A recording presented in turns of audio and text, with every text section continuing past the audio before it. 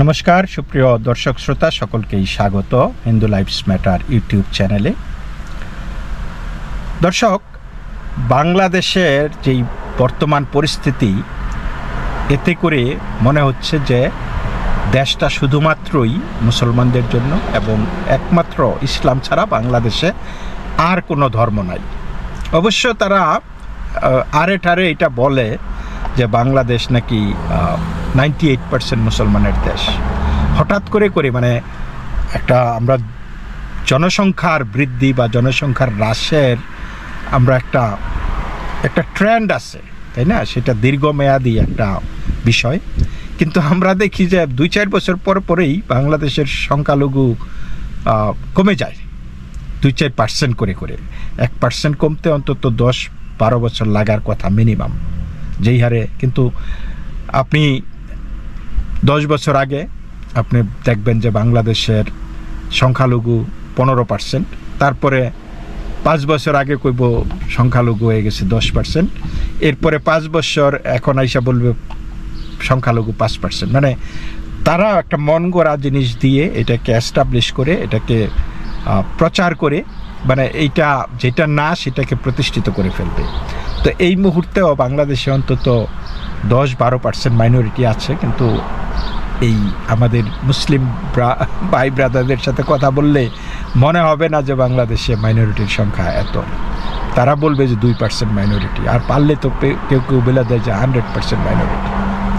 তো যাই হোক, আজকে ওই গাইবান্ধার ওই যে পলাশবাড়িতে যেই শ্রীরামচন্দ্রের যেই মূর্তি সেইখানে স্থাপিত হচ্ছে, বিশালাকায় মূর্তি, এটা নিয়ে অনেক বিতর্ক শুরু হয়েছে। বিতর্কটা যে হিন্দুরা তাদের ধর্ম পালন করবে, সেখানে বিতর্ক কেন হলো? বিতর্কটা তৈরি করেছে আমাদের মুমিনরা। তারা একটা কানাঘুষা শুরু করেছে, একটা ফেসবুকে বা কোথাও একটা রিউমার ছড়িয়ে দিয়েছে যে ভারতের অর্থায়নে এইখানে বিশাল রাম মূর্তি হচ্ছে। এখন ভারতের অর্থায়নে হয়েছে এইটা কি কেউ প্রমাণ করেছে? সরকার কি প্রমাণ করেছে? জনগণ কি কেউ প্রমাণ দিয়েছে যে ভারতের অর্থায়নে হচ্ছে?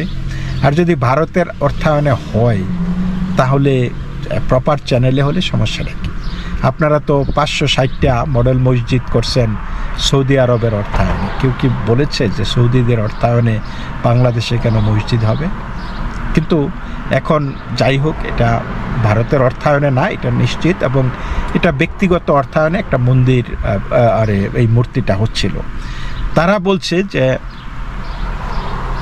মানে বলতেছে যে হিন্দুরা অসহিষ্ণু, হিন্দুরা সাম্প্রদায়িক, কারণ তারা জানে বাংলাদেশ 98% মুসলমানের দেশ, মূর্তি পূজা তাদের ধর্মে নিষিদ্ধ। তাহলে মুসলমানদের প্রতি সম্মান দেখিয়ে হলেও তো হিন্দুরা এই রাম মন্দির, রাম মূর্তি বানানো বন্ধ করা উচিত ছিল। সুতরাং যেহেতু তারা তাদের নিজস্ব ধর্মচর্চা অব্যাহত রেখেছে, তাদের আরাধ্য দেবতা শ্রীরামচন্দ্রের মূর্তি বানাচ্ছে, সুতরাং হিন্দুরাই এখন অসহিষ্ণু হয়ে গেছে। তো নিজেদের দিকে তাকায় না, নিজেদের দিকে আয়নার সামনে দাঁড়ায় না যে কারা অসহিষ্ণু। এই দেশটা আর কবে থেকে এই দেশটা মুসলমানের দেশ হয়েছে? এই দেশটা তো আমরা অন্তত যদি আপনি 100-150 বছর আগে যান, এইখানে মুসলমান কতটা ছিল, কয়টা ছিল, আপনারা একটু খোঁজ নেবেন তো। এই মাটির গন্ধে মানে মিশে আছে হিন্দুত্ব, ঠিক আছে? এই কালচার, এই সংস্কৃতি, ঐতিহ্য, এটা হিন্দুর দেশ বলতে পারেন আপনি, এটা মুসলমানের দেশ কি করে হয়? এখন হিন্দুরা অসহিষ্ণু হয়ে গেছে। কেন? রাম মূর্তি এখানে বানাবে, মূর্তি পূজা হারাম, মূর্তি পূজা শিরক। মুসলমানের দেশে যদি হিন্দুরা থাকতে চায়, তাহলে তো এইখানে মূর্তি করা উচিত হবে না। এবং সরকার মহোদয় খুবই মানে ওদের ওই জঙ্গিদের হুঙ্কারে টলে গেছে। তো সরকারও ওই মূর্তি বানানো বন্ধ করে দিয়েছে। তো আপনি ভাবতে পারেন, মানে শুধু মূর্তি নিয়ে যে বিক্ষোভ হয়েছে সেটা না, আমরা দেখেছি কিভাবে প্রকাশ্যে মূর্তির ওপর থুতু মারা হয়েছে, লাথি দেওয়া হয়েছে, জুতা মারা হয়েছে, এবং অশ্লীল অশ্লীল ভাষায় ভগবান শ্রীরামচন্দ্র এবং হিন্দু ধর্ম সম্পর্কে বলা হয়েছে, অবমাননা করা হয়েছে। আমরা ধর্ম অবমাননার কত কাহিনী আমরা শুনি বাংলাদেশের সবসময়ই, এবং ধর্ম অবমাননার নানান বানোয়াট কাহিনী যেগুলি পরে প্রমাণিত হয় অসত্য বা মিথ্যা বলে বা প্রপাগান্ডা হিসাবে, এবং সেই ধর্ম অবমাননার কারণে কিন্তু বহু মানুষ গ্রেপ্তার হয়েছে, কাউকে খুন করা হয়েছে, মারধরের শিকার হয়েছে, বাড়িঘর জ্বালিয়ে দেওয়া হয়েছে, দেশ থেকে বাধ্য করা হয়েছে, শুধু এই মানে তথাকথিত ধর্ম অবমাননার কারণে।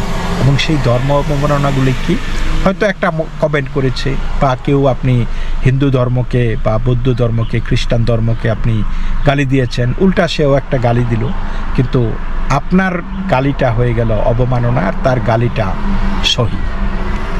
তো এই যে মিছিল মিটিং কইরা কইরা হিন্দুদের গালিগালাজ, ধর্ম সম্পর্কে কটূক্তি করা, মূর্তির উপর জুতা মারা বা থুতু দেওয়া বা লাথি দেওয়া, এগুলি তো দেখেছি। এগুলি টেলিভিশনে যেমন দেখা গেছে, এগুলি পত্রিকায় দেখা গেছে, ফেসবুকে তো অহরহ এগুলা ঘুরতেছে। তা আমাদের সরকার মহোদয় তারা কি একবারও চিন্তা করে দেখে নাই যে তারেক জিয়া, তারেকের বড় বড় কথা, তাই না, যে একটা নাকি রেইনবো নেশন বানাবে। তো রেইনবো নেশনের নমুনাটা কি এইটা? এই রেইনবো নেশনের যে রেইনবো থেকে একটা একটা করে খুলে শুধু সবুজটা বাদে বাকি রেইনবোর কালারগুলি যে খুলে ফেলতেছে, ধ্বংস করে ফেলতেছে, এগুলি কি চোখে পড়ে না? কই আমরা তো দেখলাম না যে কাউকে ধর্ম অবমাননার দায়ে কাউকে গ্রেপ্তার করা হয়েছে। একটা বক্তব্য তো আমরা মানে দিতে দেখিনি সরকারের পক্ষ থেকে, অথচ মন্দির স্থগিত করে দিয়েছে। মন্দির যিনি বানাচ্ছেন তার বিরুদ্ধে ইনভেস্টিগেট করা শুরু করে দিয়েছে। তো দেশে হাজার হাজার মসজিদ মাদ্রাসা হচ্ছে, বলাৎকার হচ্ছে, এই ঘটনারও তো কোনো তদন্ত হয় না, মানে অন্তত মন্দিরে বা এই যে, কিন্তু তারা রাম মূর্তি এটা হইতে পারবে না, রাম মূর্তি আমরা হইতে দেব না বাংলাদেশের, মানে। এবং এটার পাশাপাশি এটাকে একটা অজুহাত হিসাবে ব্যবহার করে তারা যেটা বলতেছে যে মানে বাংলাদেশের প্রতিটা ইঞ্চি তারা তন্ন তন্ন করে খুঁজে দেখবে, এইখানে কোনো মূর্তি থাকতে পারবে না। ভাবতে পারেন সেই রেইনবো নেশনের চেহারাটা। সুতরাং এই জন্যই মনে হচ্ছে যে বাংলাদেশ এমন একটা দেশ, এটা শুধুমাত্র মুসলমানদের, মানে এই দেশে এক ধর্মের মানুষেরই বসবাস এখানে থাকবে, এক বই পুস্তকই পড়বে, আর অন্য যেই ধর্মগুলি আছে সেগুলোর কোনো অস্তিত্ব নাই বা সেগুলোর কোনো মর্যাদা নাই। আপনারা সেই ধর্মগুলিকে যা খুশি, যেইভাবে খুশি ইচ্ছা মতো মানে গালিগালাজ করেন, ছোট করেন, অপমান করেন, কোনো অসুবিধা নাই। শুধু প্রতিবাদ করলেই আপনি উল্টা ধর্ম অবমাননায় তাকে খেয়ে দিলেন।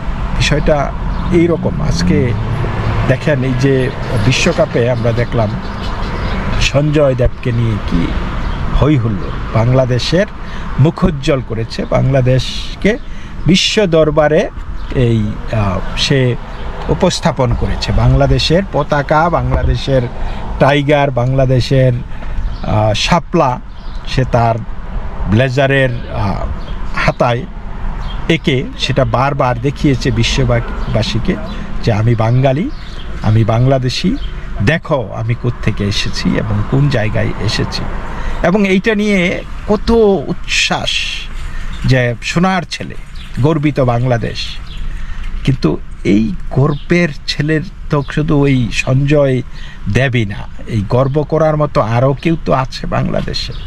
আমরা ধরেন একজন চঞ্চল চৌধুরী, নাট্যাভিনেতা, একজন চঞ্চল চৌধুরী মানে খুব কালে ভদ্রে জন্মে, এবং বাংলাদেশে আরেকটা চঞ্চল চৌধুরী পাবে কিনা বা কতদিন লাগবে সেই চঞ্চল চৌধুরী আরেকটা হইতে, আপনারা কি একটু ভাবতে পারেন? অথচ সেই চঞ্চল চৌধুরীকে নিয়ে গত বছর তিনেক আগে তিনি একবার একটা পোস্ট করেছিলেন তার মাকে জড়িয়ে ধরে মাতৃদিবসে, মাদার্স ডেতে, এবং তার মায়ের সিঁথিতে সিঁদুর ছিল, কপালে সিঁদুর ছিল, হাতে শাখা পরা ছিল, এবং সেই তাদের কি গোস্বা এটা দেওয়ার পরে, মাদার্স ডে উইশ করার পরে যে তুই যে মালাউন, তারে আমরা তো আগে জানতাম না, তোর নাটক দেখতাছি 20 বছর ধরে, তোরে আর দেখতাম না, তোরে আর প্রমোট করুম না, তোরে আর মানে এত গালিগালাজ কাহাকে বলে।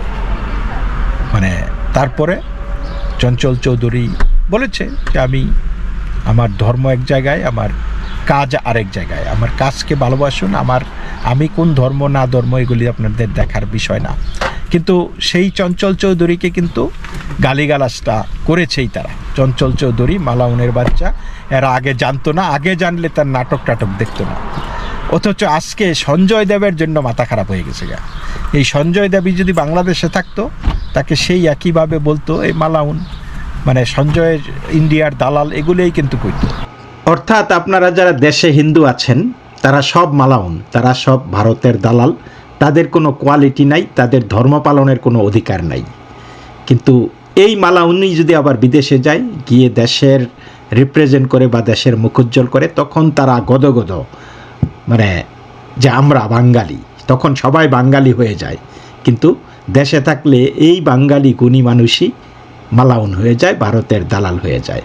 এটা অন্যভাবেও বলা চলে যে তাদের অবস্থাটা এরকম যে সারা বছর মা বাবাকে তুচ্ছ তাচ্ছিল্য করে, নির্যাতন করে, ফাদার্স ডে আর মাদার্স ডেতে আপনি ফেসবুকে পোস্টিং দিলেন happy father's day, happy mother's day.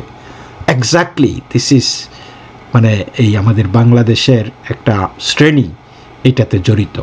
তাহলে আপনি যদি একজন মানুষকে নাগরিক হিসাবে দেখবেন, তার নাগরিক অধিকার যেটা, তার মধ্যে ধর্মীয় অধিকারও পড়ে, সেটাকে অবশ্যই আপনি শ্রদ্ধা করতে হবে, সম্মান করতে হবে। ইভেন একটা মানুষও যদি আপনার বহু মানুষের মধ্যে আছে, সেই মানুষটারও ভালো মন্দ, সেই মানুষটারও অধিকার আপনাকে নিশ্চিত করতে হবে, তার মর্যাদা দিতে হবে।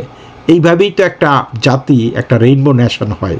তা না হলে ওই রেইনবো তো আর এক কালার দিয়ে হয় না, রেইনবোতে 7টা কালার থাকে, তাই না?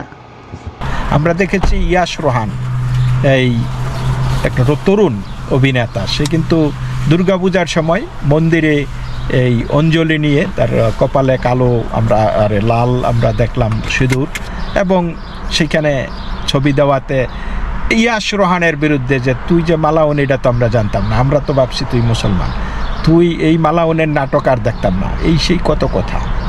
তো এই জন্যই মনে হচ্ছে যে বাংলাদেশের যে রেইনবো নেশনের কথা বলে, মানে বাংলাদেশ তো মানে আপনি আজকে সঞ্জয়ের জন্য কি উল্লাস, হ্যাঁ, সঞ্জয় বাঙালি, আপনি গর্বিত, অথচ এই সঞ্জয়ের মা টিপ্পইরা বাংলাদেশে ঘুরতে পারতেন না, কইতেন যে এই যে মালাউন যাইতেছে। সঞ্জয়কে আপনি ধর্ম দিয়ে বিচার করতেন। সঞ্জয় আজকে কোথাও একটা কন্ট্রাক্ট পাইতো না, আজকে সে আমেরিকায় এসে, কারণ তারা ধর্ম দেখে না, তারা মেধা দেখে, সে আমেরিকায় হলিউড বলিউড তাপিয়ে বেড়াচ্ছে, সে ওয়ার্ল্ড কাপে বাংলাদেশকে রিপ্রেজেন্ট করেছে, বাংলাদেশ এখন মানে আহা উহু করতেছে। কিন্তু বাংলাদেশে এই যে রাম মূর্তি বানাবে, এই রাম মূর্তি বানানো যাবে না, তো তার ধর্ম তারা করবে, তোমার ধর্ম তুমি করবা, সমস্যাটা কি? রাম মূর্তি কি কাউকে বলে যে আমাদের দেশে মূর্তি পূজা নিষিদ্ধ, তোমাদের দেশটা কবে? এটা তো দেশ তো কোনো ধর্মের হইতে পারে না, দেশটা হইছে সবার। সো মানে অথচ বাংলাদেশের সংবিধানে এটা স্পষ্টভাবে লেখা আছে যে প্রত্যেকটা মানুষ সমান অধিকার ভোগ করবে ধর্ম পালনের ক্ষেত্রে, এবং প্রত্যেকটা মানুষ তার নিজের টাকা দিয়া বা নিজের জায়গায় সে তার ধর্মীয় অবাধে করতে পারবে, এখানে কোনো পারমিশনও নেওয়ার দরকার নেই। তাহলে এই যে একটা মানুষ নিজস্ব অর্থায়নে এক ব্যক্তি বাংলাদেশে রাম মূর্তি বানাবে, সেটা 50 ফুট হোক আর 500 ফুট হোক, আমাদের মোল্লাদের সমস্যাটা কি? এখানে তো সে তো গিয়া মসজিদের মধ্যে মন্দির বা মূর্তি বানাচ্ছে না, তাহলে ধর্মীয় স্বাধীনতাটা কোথায়? তো তারা তো অন্যান্য দেশে যায়, তারা রাস্তার মধ্যে নামাজ আজান পড়া শুরু করে দেয়, সেইখানে ওই মানুষের অসুবিধা কইরা ধর্মচর্চা ঠিক আছে। কিন্তু বাংলাদেশের হিন্দুরা যারা নাকি ভূমিপুত্র, যেই দেশটা তাদের, সেই দেশে এবং সেই দেশে যাদের অবদান বহু, মুক্তিযুদ্ধে অধিকাংশ যারা স্যাক্রিফাইস করেছে, রক্ত ঝরেছে বাংলাদেশিদের, হিন্দুদের, এবং সেই হিন্দুরা আজকে নিজ দেশে মানে অধিকার পাচ্ছে না, তারা কেন তারা মূর্তি বানাবে? What is this? আপনাদেরকে জিজ্ঞেস করে তাদের ধর্ম পালন করতে হবে? আর এই যে তারেক রহমান একটা টোটালি একটা ফাউল, একটা মানে অশিক্ষিত একটা ছেলে, say I have a plan লই আইছে বাংলাদেশে, but what is his plan? আমরা তো কোনো প্ল্যান টান দেখতেছি না। আমরা দেখতেছি যে সে ওই জঙ্গিদের ভয়ে কুপুকাত হয়ে গেছে, সে ছেড়ে দে মা কেঁদে পাচ্ছি। আজকে জঙ্গিদের বিরুদ্ধে তার কোনো শক্ত কোনো ভূমিকা দেখতেছি না। This is very sad. এবং এই বাংলাদেশটা মানে কোন দিকে গেছে আপনারা তো ধারণা করতেই পারেন। এই this is a country at the point of no return এই মুহূর্তে আমি বলবো। তো যাই হোক, এই পর্যন্তই, ভালো থাকবেন, নমস্কার, থ্যাংক ইউ।